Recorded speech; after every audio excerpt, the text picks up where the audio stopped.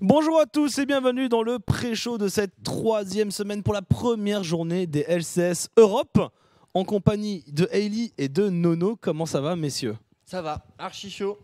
Grande déception, j'ai vu que Vitality avait perdu, mais il y a quand même eu des victoires. Du coup, bouillon une fois de plus pour cette 3e semaine. Ouais, très très chaud aussi. Très content une nouvelle fois d'être ici pour commenter la LCSEU. Ça va être un peu chiant, mais bon. Ah, ça commence comme ça. Genre, ça y est, bah, c'est les mecs des NA maintenant qui ramènent leur gueule et qui viennent trash talk leur. Enfin, Classique. oh là là, c'est l'hôpital qui se fout de la charité. Non, et bien moi, au contraire, je pense que ça va être une très belle semaine. Il y a Sean qui nous rejoindra un peu plus tard pour commenter cette journée. Alors, commençons un petit peu par le planning. Voilà, il s'affiche juste derrière moi, vous pouvez le regarder. Il y aura un UOL H2K, Giants, Rocat, et après, il y a trois très gros matchs aujourd'hui parce qu'il y a tout le top du classement qui va s'affronter. Donc alors même si Giants Rocat est très très bien positionné, hein, c'est Giants Rocat déjà c'est un très beau match. Après il y a un G2 contre Splice qui va être à mon avis assez sympa et le Fnatic Misfit, on a des presque classicos. Oui, clairement le Misfit Fnatic, je pense on peut tout dire avec ça. Ouais, c'est clairement un Barcelone contre Real de Madrid. Alors la question, messieurs, c'est qu'est-ce que vous voyez devant entre sur le Misfit Fnatic? Misfit. Mais après, on peut faire au match par match. Misfit pour moi. Oui, je pense. Écoute, je vais laisser Noah. On va se faire un petit tour au classement et on va regarder après, effectivement, dans le planning, qu'est-ce qui s'est passé la semaine dernière. Alors, au niveau du classement, nous avons 4 premiers à égalité. Donc, quand je disais, voilà, le Rocat Giant, il va être intéressant parce que c'est dans le haut du classement. Donc, Vitality qui a tout de même subi sa première défaite la semaine dernière contre les Misfits. Ensuite, Giants, donc à 3-1, Giants qui ne cesse de surprendre avec ces 2 Français dans l'équipe qui fonctionnent extrêmement bien et qui disent on s'est réveillé et on va tout écraser. Misfit qu'on savait solide, Rocat qui est l'agréable surprise, Schalke qui alors certes fait un départ moins canon, mais on sait que c'est un Schalke qui fait extrêmement peur, sachant que tout de même ils ont joué une semaine sans leur vrai line-up. N'oublions jamais le vendeur et le crépeau. Fnatic a du mal à se trouver. Il y a eu des déclarations d'interview que ça se cherchait de Reckless. On se cherche encore dans le style de jeu. Voilà, on n'est pas encore au top, mais on progresse très vite et on travaille beaucoup. Splice qui est à peu près dans la même situation. On aura tout à l'heure une petite interview exclusive de Niski qui a été faite par Bully directement au LCS, juste après sa victoire contre Schalke.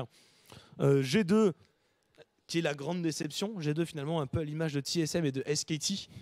C'est-à-dire que c'est les gros champions qui ont du mal dans ce début de saison et qui sont en train plus ou moins, parce qu'il y a eu énormément de changements, toujours 4 changements du côté de G2, donc ça va mettre du temps avant que la mayonnaise reprenne. Enfin, H2K qui a eu un mercato et bien malencontreux, et UOL, comme prévu, qui galère absolument et complètement à se sortir de la mouise. Alors jetons un coup d'œil à ce qui nous a conduit à ces scores, messieurs, avec ce qui s'est passé la semaine dernière. Alors, la semaine dernière, une victoire, très belle victoire de Giants contre G2, qui joue extrêmement bien. Qu'est-ce que ça joue intelligemment? C'est vrai qu'à la grande surprise, les Giants jouent bien. Djoko aussi a réussi finalement à se recentrer, à se reconcentrer en tout cas dans ses games, parce que il faut quand même avouer que chez Vitality c'était pas trop ça. Hein. Je me rappelle quand j'écoutais Chief Senois commenter les Vitality, c'était pas très flatteur pour Djoko. Mais maintenant il a quand même bien changé. Djoko, il a trouvé, j'ai l'impression en tout cas, une équipe dans laquelle il se sent bien. Il fait quelques erreurs de placement, il fait quelques erreurs d'invade, normal. Je pense qu'il y a beaucoup de choses qui ne sont pas parfaites chez le joueur, mais en tout cas le collectif marche très très bien et c'est vrai que c'est plaisant. Très bien. Like very good.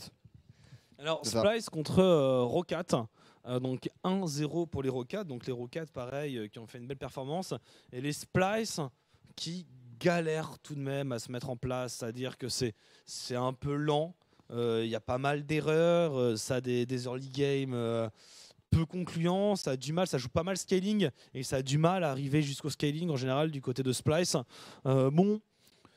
Vu les joueurs qu'il y a dans la line-up, je le dis depuis 3 semaines, moi j'attends, je les voyais se mettre en place après le milieu de saison. Je pensais aussi que ça mettrait du temps parce que c'est des grosses individualités. Oui, il faut un petit peu de temps, je pense. C'est sûr que C'est une line-up qui est pleine de ressources. Maintenant, les conditions n'étaient pas forcément hyper favorables. On se souvient de Casing qui a été malade la semaine précédente. Sur la première semaine, c'était pas tout à fait ça non plus.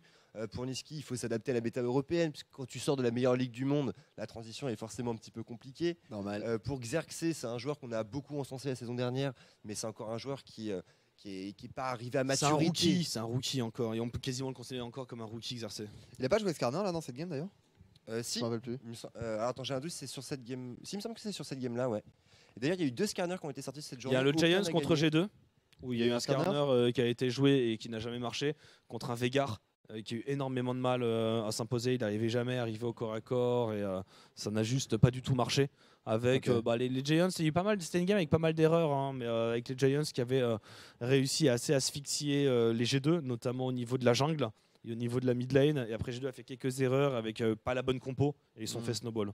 Et effectivement, après, on a vu un autre Skarner, mais les Skarner pour l'instant qui ont eu du mal à réussir. C'est dur de transformer l'essai, mais je trouve que le pick est vraiment intéressant. Bah, c'est ce que disaient d'ailleurs les jungles francophones, là, MSoFresh et Chap étaient quand même d'accord pour dire que Skarner faisait partie du S tier Ouais. au niveau des jungles. Et en synergie avec des trèches. Alors, il me semble pas que sur les 2 games Skarner, il y a eu un trèche chaque fois, mais il y en a une en synergie. Et c'est vrai que l'empalement avec la lanterne, c'est difficile à mettre en place, mais Ouais. quand c'est mis en place, qu'est-ce que c'est fort, notamment avec les Veigar qu'on voit pop en réponse au Azir aujourd'hui. Et c'est vrai que la cage, ça permet de situer une zone de non-droit. On prend un joueur, on le kidnappe, on le séquestre avec cette cage de Veigar et on le burst. Et c'est un combo qu'on pourrait voir de plus en plus, je pense, dans la compétition. Alors le match d'après, c'était H2K contre les Misfits.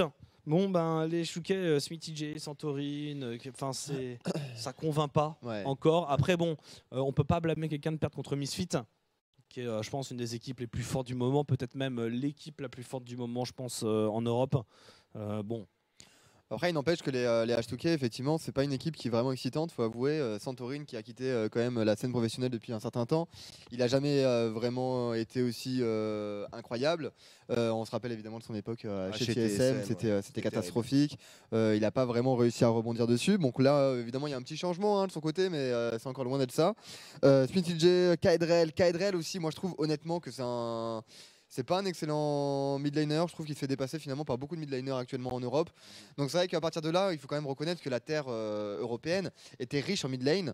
Et c'est vrai que quand tu as un joueur qui est inférieur aux autres, tu le sens directement. Et c'est un peu le problème que vivent les H2K actuellement. Ouais, clairement, la relation À mon point de jungle mid qui est un point central dans la metagame d'aujourd'hui. Et c'est vrai que quand tu as un duo aussi faible que chez H2K, ça peut pas marcher. Après, il y a un petit point intéressant quand même sur cette équipe, c'est la duo lane, je trouve. Sheriff est très bon. Sheriff est super intéressant et le fait de le voir évoluer avec le profil de Promiscue, donc anciennement La Sprat, bien entendu, ça donne quand même des petites explosivités. Tu as une lane qui est intéressante et surtout en fait ça met Sheriff dans des conditions en teamfight qui sont très dures puisque comme Nono vient de le dire, la jungle et la mid lane sont faibles. Smithy G assure, je trouve, son rôle, mais pareil, Promiscue est un petit peu faible. Du coup, on a vraiment un ADC rookie qui est un peu seul contre tous et qui arrive à tirer son épingle du jeu, je trouve personnellement. Alors juste après, on a eu Fnatic contre Vitality, The Italian God, Jizuke, monstrueux. Finalement, les 4 joueurs montants qui ont rejoint Cabochard ont été tous excellents. Et allez, si j'avais une seule critique à faire sur Vitality, et la seule lane où finalement ça pêche et ça galère un petit peu, c'est la top lane, pendant que tous les autres sont absolument incroyables. Et un peu à mourir de rire d'ailleurs cette game parce que ça montrait, je trouve, la faiblesse en fait de Fnatic où finalement tu mets une grosse pression sur Caps. Et c'est beaucoup plus dur pour les Fnatic d'arriver à se mettre en place parce qu'effectivement sur la top lane on n'a pas non plus un excellent joueur. Certes Cabochard était pas au top non plus, mais bon on a Swaz, je trouve qu'il est pas spécialement performant. Moi, il m'a pas spécialement convaincu avec son Vladimir. Je trouve que ses timings de pool n'étaient pas vraiment excellents. En tout cas, mécaniquement, il y avait quelques lacunes. Et c'est vrai que c'était très intéressant parce que bon, on en reparlera, mais le jour d'après, du coup, Caps a pris sa revanche et j'ai trouvé ça à mourir de rire parce que le mec a vraiment solo carry la game avec c'est tout ou rien avec Caps. Soit effectivement il y a trop de pression et il voit pas le jour, soit on l'a vu comme par exemple la première semaine des LCS, c'était pareil, c'était une game full carry et une game à travers. Après c'est les Vitality qui ont bien joué, ils ont bien étudié leur adversaire pour moi. Effectivement, mettre l'accent sur mettre l'accent sur mettre l'accent sur Caps, ça marche bien quoi. C'est vrai que ça marche pas mal et on se souvient de la dose de sel qu'a balancé Soaz sur les réseaux sociaux juste après ce match. C'était assez fou. Et en ce moment, il y a une vraie problématique autour de la top lane. Il y a beaucoup de joueurs du milieu qui s'expriment en disant que c'est peut-être la lane qui a le moins d'impact. Et Soaz, on se souvient déjà l'année dernière qui parlait des dog champs. Là, ça lui a coûté cher sur ce match-là. C'était un Vladimir contre Lucian. Je suis tellement pas d'accord avec, avec cette phrase. Je pense que c'est au contraire, c'est quasiment à la top lane que tout se joue. En ce moment, et ça se voit en tout cas dans les meilleures équipes, dans les meilleurs teams, généralement au déclassement, et bien on voit que tout part de la top lane. Par exemple, mais en ce moment, si Kingzone ils sont en train d'éclater tout le monde, c'est parce qu'il y a un mec qui body en face et que c'est inchopable. Alors peut-être que ça changera maintenant avec les speed push au Rise, etc. Mais les bons Jace, les bons Gnar en ce moment avec l'Aerie, c'est infâme avec les prises de tour. D'ailleurs, on en parlera, on est sur le 8.2, donc il y a peut-être des trucs qui vont changer avec le renforcement d'armure des résistances de tour. Ouais, moi je suis vraiment pas d'accord avec le fait qu'on dise c'est pas la top lane qui a de l'impact. Je te rejoins assez là-dessus. Et pour revenir rapidement sur le Vitality Fnatic, même si on n'a pas eu de solo kill dans le match-up Soaz contre Cabochard, on a eu un petit outroam de la part de Cabo.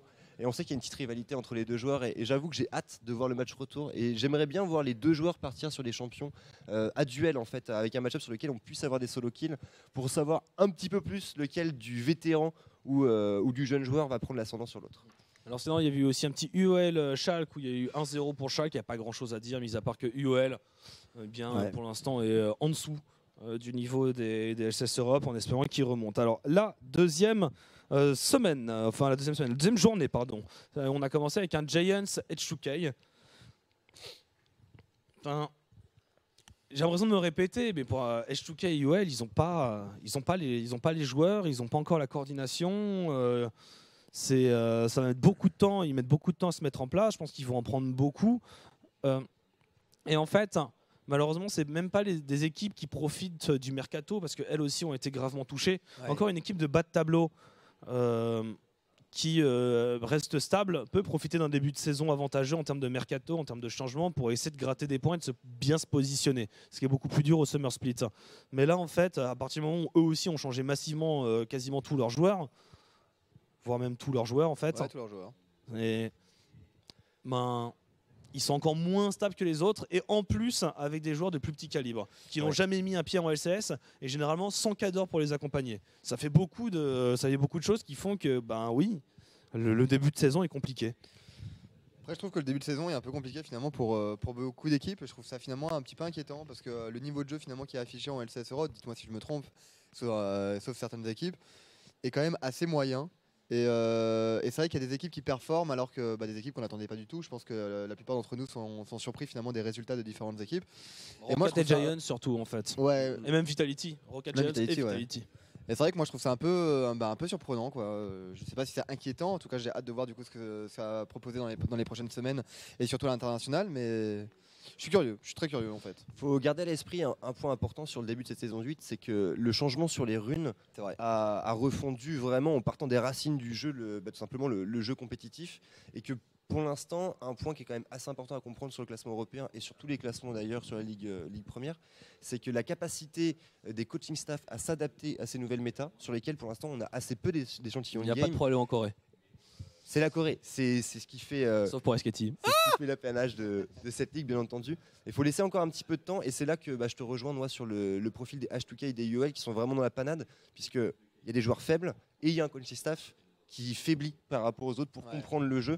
Alors maintenant, après, pour les grosses équipes, Shippy n'a pas changé. Shippy, c'est toujours le même chez UOL. Oui. Mais moi, déjà, je remettais beaucoup en cause Shippy les autres années dans ces drafts. Notamment les tilts à répétition de UOL en termes de draft et même en termes de niveau de jeu dans tous les événements importants, à savoir les IM et tous les playoffs auxquels ont participé UOL depuis toujours, au moins depuis 2 ans. Donc le coaching staff c'est le même. Parfois, non, je pense que si ils ont pas les joueurs. Au bout d'un moment, mais on sait qu'UOL il y a pas d'argent chez UOL. Ouais. C'est peut-être la structure européenne qui a le plus petit budget. C'est vrai, clairement. Très clairement. Et j'avoue qu'en dehors d'un switch de méta particulièrement énervé et d'un Shippy qui arriverait à tirer son épingle du jeu, je vois pas dans quel scénario UL peut remonter. Alors juste après, on a eu Misfits contre Vitality, la première défaite de Vitality, voilà, par le très gros Misfits qui n'a eu qu'un seul changement au niveau de son support, donc qui fait partie des équipes les plus stables, qui sortent d'un Worlds, qui sortent d'une grosse saison, qui confirment leur état de forme avec une bonne adaptation à la méta, polyvalent. Deux changements, pardon. Support et mid lane. Et pour l'instant, c'est quelque chose qui marche plutôt bien. Je trouve que même à la mid lane, effectivement, il y a un remplacement qui se fait dans le même style de jeu que celui qui avait PoE. Ouais, finalement, ouais. Donc on reste dans une certaine continuité. Non, c'est quelque chose qui marche pour Misfit. Après, je pense que la game aurait pu tourner aussi en faveur de Vitality, qui pour l'instant n'ont pas d'énormes blâmes sur qui portait la faute. Non, clairement pas. Mais c'est vrai que c'est assez marrant ce que tu dis, Noah, parce que j'avais jamais remarqué. Mais effectivement, ils ont pris un profil qui est assez similaire sur la mid lane. Mais finalement, aussi au niveau du support. Parce que je trouve que Mikix et Agnar, finalement, ils sont pas si loin, quoi. C'est deux joueurs qui aiment bien jouer agressif. C'est deux joueurs qui aiment bien jouer des personnages à skill shot. Bon, évidemment, je pense que Agnar est quand même légèrement devant Mikix, faut quand même l'avouer. Mais c'est vrai qu'ils ont essayé de rechercher des profils qui sont assez similaires et ça marche bien. Ouais, clairement, c'est support proactif et avec un Hansama qui lui, au contraire, en fait, va être capable d'être patient et en fait d'attendre le bon moment, la bonne setup. C'est vrai que la synergie marche très très bien et moi ça me fait extrêmement plaisir de voir Misfit aussi haut dans le classement et de savoir que Vitality est perdu contre Misfit. Je trouve que c'est d'autant plus beau. Ouais, et le Kog'Maw, c'est vrai qu'il va très bien, Hansama. Ouais. Alors match d'après Schalke contre Splyce avec la victoire des Splyce. Et pour débriefer cette game, eh bien, on a eu une interview à chaud de Niski par Laure. Directement à Berlin et je vous propose bien de visionner ça avec plaisir. Tout de suite. Alors, je vais en profiter du fait que je sois au LCS pour interroger quelques joueurs. Cette semaine, on va commencer par Niski. Ils viennent de remporter leur deuxième game finalement du split. Ouais. Bon alors, tu as joué contre Schalke, vous avez gagné finalement. Est-ce que c'est quelque chose auquel tu t'attendais ? En fait, je savais que si on jouait notre jeu à nous, on allait gagner. Je ne vais pas dire facilement, mais on savait qu'on avait le late game par exemple cette game et on n'a pas fait beaucoup d'erreurs. Donc pour moi, c'était un clean et normalement, on devait gagner, on a gagné. Quoi, donc, et la game était assez propre en soi. Je vais revenir sur le fait que tu étais au NA l'an dernier, tu as choisi de revenir en Europe. Qu'est-ce qui a motivé ce choix spécialement ? Comme j'ai dit dans chaque interview, mon objectif c'était d'aller aux Worlds en fait, dès le début. Et du coup, je suis parti pour la meilleure équipe possible, que ce soit en NA ou en Europe. Et du coup, vu que Splyce c'était entre guillemets la meilleure équipe que j'avais, j'ai juste join Splyce et sans me poser de questions. Ça a l'air d'être, on va pas dire compliqué, mais vous avez eu un départ difficile. J'ai l'impression qu'il y a encore des choses qui cliquent pas forcément dans l'équipe. Est-ce que tu peux me donner des détails sur justement qu'est-ce qui va pas pour l'instant, qu'est-ce que vous pourriez améliorer ? Déjà, on a deux rookies, en quelque sorte rookie moins exercé. Et mid et jungle, c'est vraiment les rôles les plus importants de la méta et souvent du jeu en lui-même. Et comme j'ai dit, on a besoin de temps. On l'a vu dans la première semaine où on a vraiment joué comme, je vais pas dire de la merde, mais on a vraiment mal joué quoi. Et je pense qu'on a juste besoin de temps pour avoir une synergie entre les 5 joueurs et une meilleure synergie entre moi et Xerxes, quoi faire à quel moment, etc. Et je pense qu'on s'améliore, mais il nous faut juste du temps. Quoi. Ouais, forcément. Pour vous améliorer, évidemment, il y aura l'aide de vos coachs, dont un que nous connaissons assez bien, Duke. Alors, donne-moi des insights. Comment ça se passe dans les gaming house ? Qu'est-ce qu'il fait ? En vrai, Duke, c'est pas, comme vous savez, c'est pas le head coach. Genre, lui, il est là que, par exemple, si je récolle à un mauvais timing, etc., il me le dit. Et pour l'instant, il m'apporte beaucoup, surtout en laning phase, en fait, vu qu'il a une autre vision de jeu que moi. Du coup, il m'apprend beaucoup de choses. Et ouais, pour l'instant, tout se passe bien. Et ça va, il sert à quelque chose, on va dire. Écoute, merci beaucoup. Je pense qu'au gaming, vous pouvez être fiers de lui aussi. Merci beaucoup, Niski. Merci. On se retrouve bientôt pour une autre interview. De retour après cette petite interview, donc ça va parler un petit peu du début de Splyce. Donc effectivement, deux rookies à des postes extrêmement importants, donc ils ont du mal à s'adapter. Ce qu'on peut comprendre, il disait aussi on a mal joué. Faut dire que la première semaine, même Niski, je pense qu'il en a conscience, il le dit lui-même. Niski, il est passé à côté de beaucoup de choses, notamment sur Azir par exemple. Moi, il m'a vraiment pas convaincu. Et ça parlait aussi, forcément un petit peu du coaching staff en disant Duke il est là, c'est pas non plus lui qui prend les décisions, mais il fait ce travail de fond, de proximité du joueur. On voit un petit peu le fonctionnement de l'équipe. Vous, Splyce, finalement, ça vous a fait quel effet sur ce début de saison ?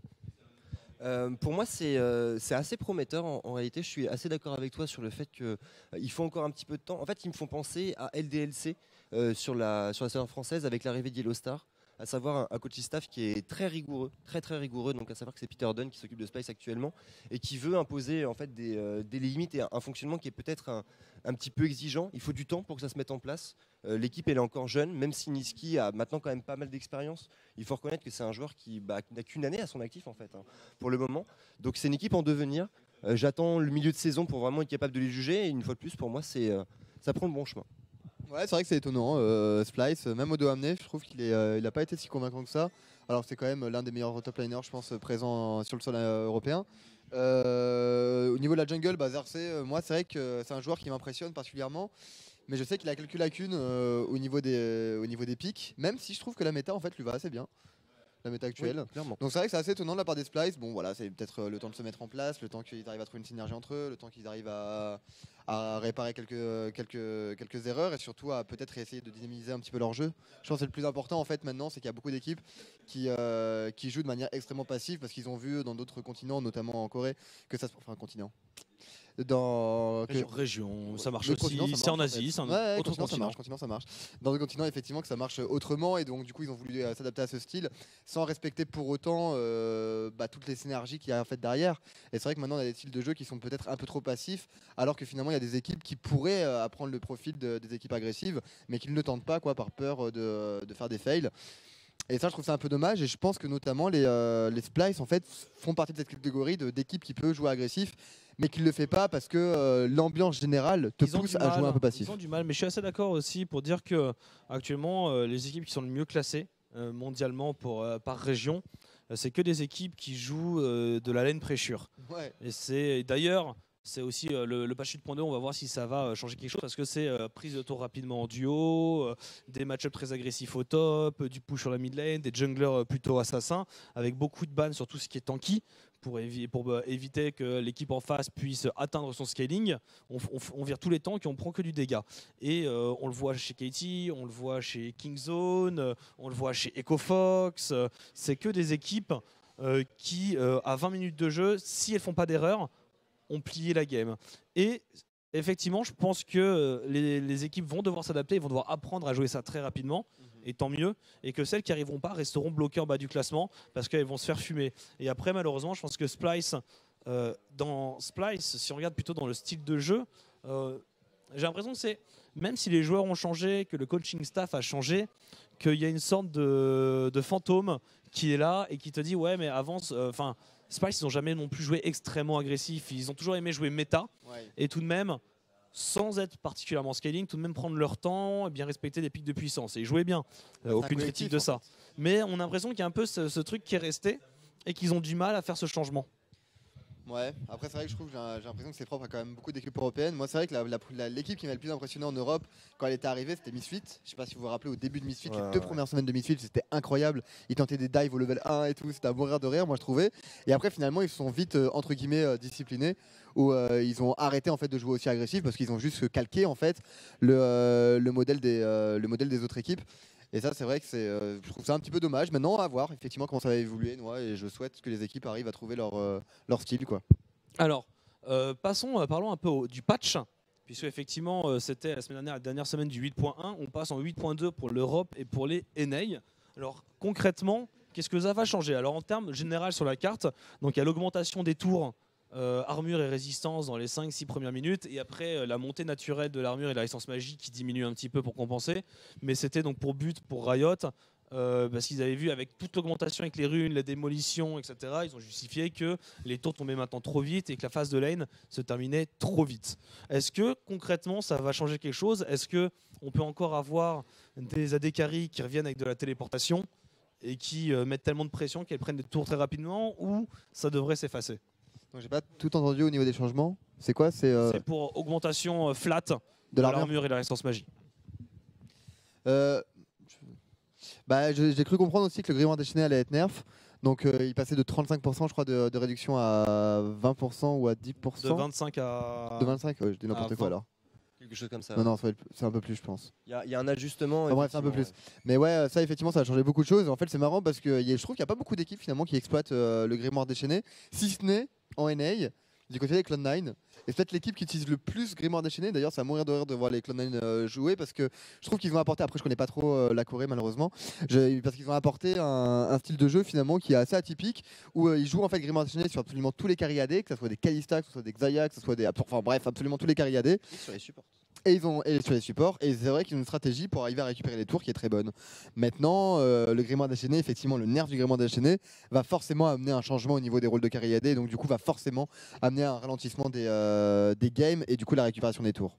Enfin, pas des games, mais en tout cas la récupération des tours. Une stratégie qu'on voyait beaucoup sur le 8.1 au niveau de la botlane, c'était cette faculté dont tu parlais de jouer un ADC grimoire déchaîné avec un TP, jouer lane pressure avec les Sivir, avec les Caitlyn pour détruire les tours super tôt dans la partie. Et couplé au dématérialiseur de minions, ça faisait que, en gros, si tu prends pas des matérialiseurs, bah, tu sais que tu perds ta pression lane dans tous les cas. Donc en fait, tu reviens à jouer ton 2v2 non plus sur une capacité à trade, mais sur une capacité à push. Et le fait d'avoir ce choix de la part de Riot de renforcer la tankiness des tours en début de partie, ça va amoindrir l'impact de ce choix stratégique de hard push qui permettra en place de mettre un gold rush, de pouvoir mettre une tourmente de rotation à l'adversaire. Ce qui du coup permettrait, pour moi en tout cas, je pense que c'est l'objectif, permettrait en fait de mettre plus d'emphase sur la faculté à jouer un 2v2 en termes d'échange de dégâts, littéralement. Chose qu'on avait à l'époque du Targon, mais qui du était. coup, ça va aller surtout nerf du Targon. Nerf de la Klepto, mais ça affecte pas forcément les trades en duo lane, même s'il y a un nerf d'Ezreal qui va avec. On devrait moins voir de Ezreal, voire plus voir de Ezreal. Mais il y a le up de l'Aftershock. Ça, pour le coup, pour les trades en bot side, sur les supports tanky, qui donnent tellement de résistance sur les trades, tellement de sécurité. Alors, Nono a des carries. L'Aftershock, se faire two shot par une Léona sans pouvoir la taper, ça fait quoi? Ça fait un réel plaisir. Ça, par contre, ouais, ça me fait un peu peur, effectivement, parce que le up de l'Aftershock, déjà, je trouve ça hyper fort, l'Aftershock, où tu vois effectivement des Alistar, des Shen et des Léona qui arrivent à te mettre mid-life, alors que c'est des supports qui t'ont juste speed de spell.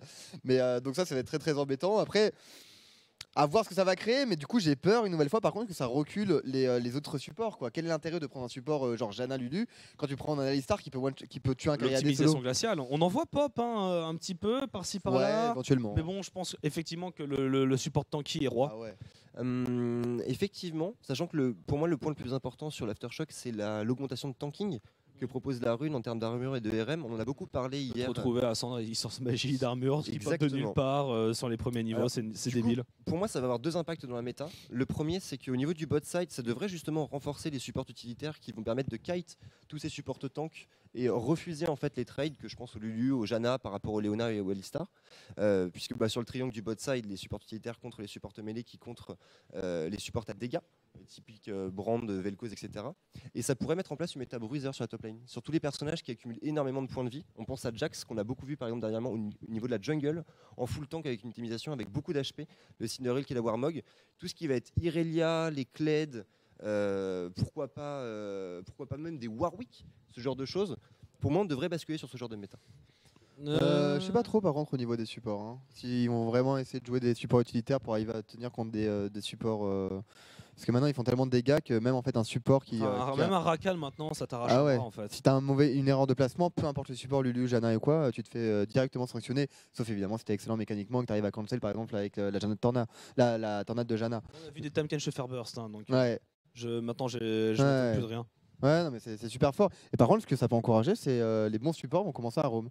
Et ça peut être sympa. Parce que bon, les roams, c'est quand même cool. Alors, le gros changement, on a parlé des runes, on a parlé un peu des tours, mais le gros changement, c'est les changements sur la pierre de vision. Ouais. Écoute, Targon, archi fort. Item support AP archi fort. Ça manque le bouclier relique. Hein. Oh, qu'est-ce que ça manque? Ça manque beaucoup. C'est terrible. Mais je pense que tous les actifs de tier 3 des supports, talisman de l'ascension, prise de la reine de givre et bouclier Onyx viennent à manquer. Il faut s'adapter un petit peu. Je mets un gros point d'interrogation sur l'item qui remplace le talisman de l'ascension. Donc la pièce antique au niveau du bot side. Est-ce que c'est quelque chose qui est viable? Est-ce que c'est quelque chose qui va être fort? C'est moi ce qui me semble personnellement le plus faible actuellement. Je vois pas l'intérêt par rapport au croc de givre et au Targon. Je suis assez d'accord. Et pour le coup, clairement, le fait de ne plus avoir besoin d'investir ces 800 gold dans la pierre de vision, ça va permettre aux supports d'acquérir plus de stats. Alors, pour les supports tanky, c'est plus de tankiness, mais pour les supports utilitaires, ça veut aussi dire plus d'AP, ça veut dire plus de stéroïdes, plus de contrôle, plus de piles également. Et quand je pense au Janna et au Lulu, une fois de plus, je sais qu'on est en désaccord là-dessus, Nono, mais je pense vraiment que c'est une méta dans laquelle c'est un type de support qu'on pourrait voir se mettre en avant. Je pense qu'ils vont se faire one shot en bot side. J'aimerais bien en voir, surtout quand on voit les glitches qu'il y a avec Brand en ce moment. Il y a plein de trucs en termes de dégâts, en termes de régène, pas forcément le Brand support, mais effectivement il y a pas mal de trucs à voir. Après, ouais, je pense que l'Aftershock c'est le nouveau roi. Est-ce que du coup ça donne, alors oui, le support n'a plus besoin d'investir autant de gold et peut avoir des wards. Cependant, dans la plupart des cas, ça retarde un petit peu. Il y a un petit timing où ça retarde l'apparition des vraies premières wards de la pierre de vision. Est-ce que c'est pas un trou de vision qui pourrait faire bouger le jeu en termes de gang de la jungle?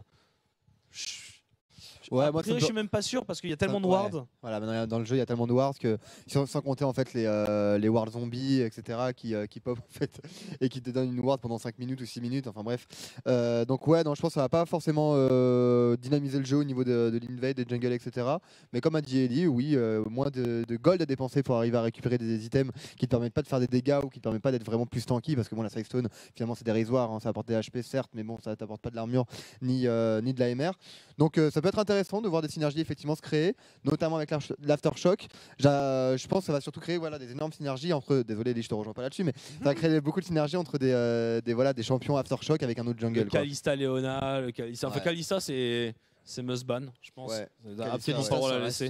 Ça reste hyper fort, effectivement. Puis les synergies jungle, quoi, des Skarner Brome, des Skarner, je sais pas Alors quoi. justement, sur le point de vue là, de ce que tu expliquais, Noah, sur le fait que la vision en fait, pour le support va arriver plus tard dans la game, et vis-à-vis du roaming que tu expliquais tout à l'heure, je pense qu'un impact que ça pourrait avoir, ce changement au niveau de la prise de vision, c'est qu'on va en fait avoir un jungler qui va être beaucoup plus dépendant du roam de son support, puisque c'est le jungle qui va porter énormément la responsabilité de tout simplement de la pose de vision. Pourquoi pas peut-être délayer un petit peu les sweepers et conserver un trinket jaune en doublon avec un couteau de pisteur, et du coup devoir aller plus loin. Alors maintenant, il faudra voir une fois de plus les supports qui sont joués, mais pour moi, du coup, ça veut dire un petit peu moins de vision, une vision qui va être plus exigeante à poser. Ça veut dire qu'il faudra rentabiliser mieux ses wards. On aura peut-être moins le cas de figure qu'on pouvait avoir à la très vieille époque où il n'y avait pas de sidestone, et justement les wards, on pouvait les acheter en quantité illimitée. On voyait des supports c'est par paquet de 5. Oui, c'est ça, exactement. On les achetait par paquet de 5. Et du coup, en fait, il y avait tellement de vision que la vision en fait, n'avait plus vraiment d'impact, on va dire, entre guillemets. Trop de vision tue la vision. On en aura un petit peu moins. Et notamment sur les duos de rotation des Brome Skarner, par exemple, ça pourrait donner lieu à des escarmouches qui seraient assez florissantes, je pense. Ouais. Oui, en fait, je pense que c'est un peu le problème finalement de League of Legends, c'est qu'il y a trop de vision, ouais, t'as raison. Et c'est vrai qu'avec World Zombie, en fait, c'est juste beaucoup trop fort. Tout le monde joue avec ça maintenant. La principale, enfin, les principaux champions sur les solo liners jouent avec World Zombie pour justement avoir une vision totale. Et peut-être effectivement, il faudrait essayer de changer un petit peu cet apport de vision. Maintenant, à voir les changements que ça va apporter sur la compétition. C'est vrai, j'espère que c'est vrai qu'il y aura moins de Ward maintenant que j'y pense. C'est vrai que ce serait pas mal. Alors passons au changement au niveau des personnages. Bon, il y a un grand gagnant au niveau des up et des nerfs. Je pense qu'on en parle depuis assez longtemps maintenant. Nunu. Donc Nunu qui revient, qui fait son grand retour dans la jungle, qui est un des must-ban, je pense. On ne devrait pas le voir souvent. Donc avec notamment, alors bon, oui, il y a la voracité qui a changé. C'est déjà très bien parce que ça le rend increvable dans la jungle et ça le fait aller assez vite. Mais surtout, il y a le sang chaud maintenant. Ouais, le sang chaud qui est un peu ridicule, ou effectivement qui donne de l'AP en fonction de ton propre AP. Donc tu peux évidemment une synergie AP et attack speed, bien entendu. Donc évidemment, avec la synergie avec une Kyle, avec un Azir, avec Kog'Maw, avec whatever, ça marche très très très bien. Maintenant, Nunu, ce qui est très fort avec le personnage, c'est surtout sa capacité à pouvoir counter jungle. Sauf qu'on sait bien maintenant que les jungles sont quand même assez forts, sont assez performants. On est loin de l'époque où il y avait un jungle qui vraiment dominait son adversaire. Ça se fait quand même, enfin c'est quand même beaucoup plus rare maintenant. Donc je pense que c'est très très dépendant en fait des laners maintenant les jungles. Ils n'ont pas forcément le même impact qu'avant. Avant on pouvait voir effectivement des hauts jungles, mais maintenant ça joue surtout sur la lane phase parce que le jungle a besoin d'avoir justement un petit peu de backup de ces laners. Donc je pense que Nunu va pas pouvoir faire vraiment son rôle de counter jungle et je pense surtout il va être trop dépendant peut-être de ses alliés. Donc je sais pas si ça va vraiment ressentir autant que ça. Je pense que dans certaines compositions effectivement avec Azir, quoi. Voilà, certains pocket picks ça peut être intéressant, mais je pense pas que ce soit pour autant top pick. C'est pas God tier. Ouais, je pense pas. Moi j'attends de le voir dans les mains de grands tacticiens. Alors typiquement la caricature c'est j'adorerais voir Bengi sur le nouveau Nunu. T'allais dire météo, je m'apprêtais à me moquer en fait. Non, je ne te ferai pas cet honneur, Noah. Non, mais effectivement, je pense que c'est un pic de niche. Je pense que c'est un jungler qui va être hyper fort en solo queue. Un peu à la Shyvana style, par exemple, qu'on voit qui domine la tier list, mais qui pourtant en compétition a un win rate qui est dans les abysses. C'est un champion qui a de très grosses forces, clairement. Effectivement, dans les cas caricaturaux, donc un Kog'Maw Nunu avec une Lulu derrière, ça pourrait être complètement scandaleux en tempo létal. Ça serait très très intéressant. Maintenant, je pense pas que c'est un champion que tu puisses te permettre de first pick et je pense pas que ce soit un champion qui va dépasser les 80% de présence. Après, Il faut voir l'équilibrage. C'est une mécanique qui est nouvelle. Le stéroïde de vitesse d'attaque avec de l'AP, c'est du jamais vu dans League of Legends. Vous m'arrêtez, messieurs, si je me trompe. Et du coup, forcément, comme toute mécanique qui est nouvelle, il faut laisser un petit peu de temps pour voir si la valeur est juste ou non. Alors dans les changements des gros personnages, il y a le changement sur Ornn, notamment donc avec le dash qui ne retire plus, enfin n'empêche plus de CC, et avec un nerf au niveau de l'ulti, bon ça devrait le rendre un peu moins fort, mais je pense pas que ça empêche non plus le pic d'être pris sur la top lane. Je pense que ça reste extrêmement efficace dans son 1 contre 1 dans le split, en support, avec des avantages pour l'équipe, avec un engage aberrant, avec une capacité de teamfight, des dégâts, une tankiness. Enfin bref, c'est Ornn quoi. Ouais, non, ça reste toujours aussi fort. Mithy l'a montré la semaine dernière. Oui, alors t'as plus de 10 000 CC, ok.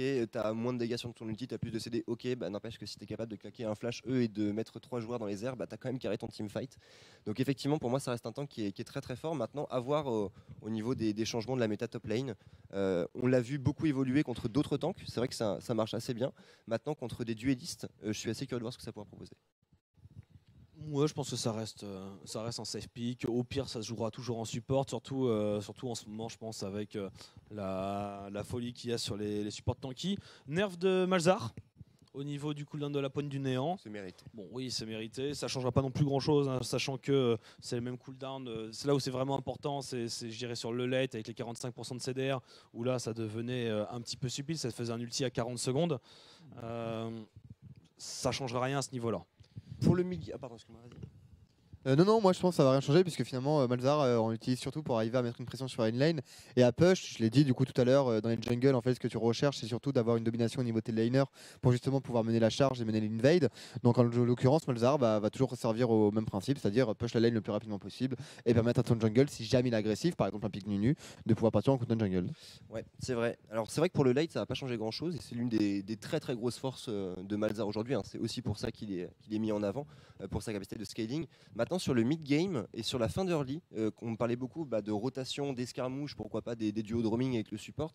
On sait que la relation de jungle-mid, une fois de plus, est très importante et le fait d'avoir un CD plus important sur la mid-lane, ça va réduire un peu la Ce sera un peu moins Malzahar. fort en early, effectivement, et ça rendra le Malzahar un peu moins stupide avec le flash-in point du néant, Voilà. et effectivement, qui était quasiment garanti sur la mid lane.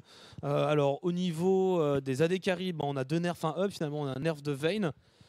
Gros nerf de Ezreal et le up de Jinx. Est-ce que ça la rend jouable? On se tourne vers ouais. l'expert ADC. Nono, Le grand maître. Jinx Talk Pip. Je pense que ça peut la rendre jouable puisque dans tous les cas on a vu que les stratégies maintenant se tournaient autour des hyper carry. Après Jinx c'est un peu le problème, c'est que si tu fais pas attention à ton placement, tu vas évidemment te faire retourner directement. Surtout contre les champions maintenant mêlés, genre Alistar, Type Shen, Team Braum, etc. qui sont très très embêtants pour des champions statiques. Mais on voit bien que les joueurs arrivent à se débrouiller avec un Kog'Maw. Donc s'ils arrivent à se débrouiller avec un Kog'Maw, il y a des grandes chances qu'ils arrivent à se débrouiller avec une Jinx. Après Kog'Maw c'est vrai que c'est très fort parce que dès la Ginzo en fait tu commences à être efficace.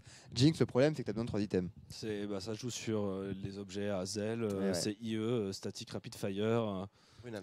ou Runan, oui. Le Runan sur les Runan. roquettes qui a une synergie qui est hyper forte. C'est vrai que je pense qu'en pic de niche, c'est un champion qui a complètement du sens. Après, il y a d'autres ADC qui vont avoir une phase de lane plus forte, tu m'arrêtes si je me trompe, Nono, qui vont avoir les mêmes spikes qu'une Jinx. On peut penser à Caitlyn par exemple, qui tire un peu plus son épingle du jeu. Maintenant, si t'as pas C'est une moins fort en lane, late après. c'est moins fort en late, c'est vrai. Puis même en early game, en fait, je mettrais peut-être. Tu mettrais Jinx devant Non, c'est vrai que Caitlyn a beaucoup d'arguments, mais Jinx, c'est pas en reste en fait. Je trouve que le match-up Jinx-Caitlyn reste ok. Je pense que c'est sur le mid-game où Caitlyn est beaucoup plus forte que Jinx. Parce que Mm. Caitlyn, en termes de push, t'as tout de même tous les pièges à setup pour Ouais, voilà, faire les c'est ça phases qui de est- lane. Je ça pense qui que est c'est fort, surtout ouais. là-dessus où Caitlyn C'est ça. s'utilise plus si tu veux faire un gold rush prise de tour.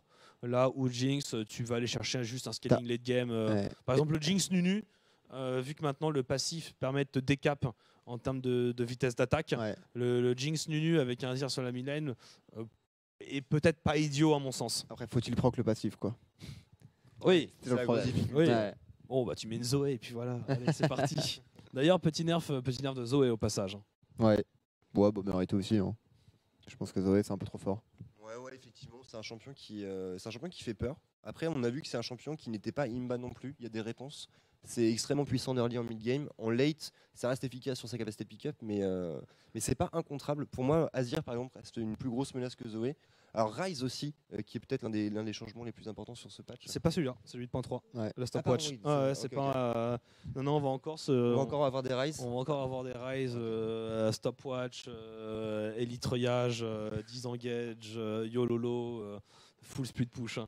Non, ça c'est l'enfer, ça devrait rester dans les must-ban. Mais a priori, pas de gros switch de méta, mis à part parce que les supports étaient déjà majoritairement tanky. Je pense qu'ils seront juste encore plus forts. Au niveau des ADC, à part la disparition de Hez, je pense que ça ne changera pas grand chose. La Klepto est un peu nerf, mais elle reste très intéressante au niveau des consommables. Pareil, je pense pas que ça change grand chose. Au niveau de la top lane, c'est inchangé. Au niveau de la jungle, il n'y aura pas de rééquilibrage massif. Donc globalement, oui, un 8.2, mais est-ce que ça a vraiment rééquilibré le jeu? Moi, honnêtement, je vais faire l'avocat du diable, mais je pense que clairement, ça va amorcer un switch de méta qui va être important. Je pense qu'on va avoir une méta brisée au niveau de la top lane. Je pense qu'on aura des supports utilitaires qui vont être plus forts. Je pense que sur la kleptomancie, pour les pics avec gros scaling comme Gangplank, ça changera pas énormément sur le scaling. Ça va diminuer leur phase de lane par contre, puisqu'il y a un spawn d'objets qui est beaucoup moins fort. Maintenant, pour les personnages comme Illaoi, je pense que le nerf de la klepto à un personnage early mid-game comme Setkala lui fait extrêmement On la mal. voyait déjà pas beaucoup. On la voyait pas beaucoup, c'est vrai, et là je pense qu'on la verra plus du tout. Oh, ça me dérange pas plus que ça, sans problème. Du coup, il est moins de quart, ce qui veut dire que eh nous allons nous laisser pour se retrouver pour la 3e semaine des SS Europe. A tout de suite sur Gaming TV.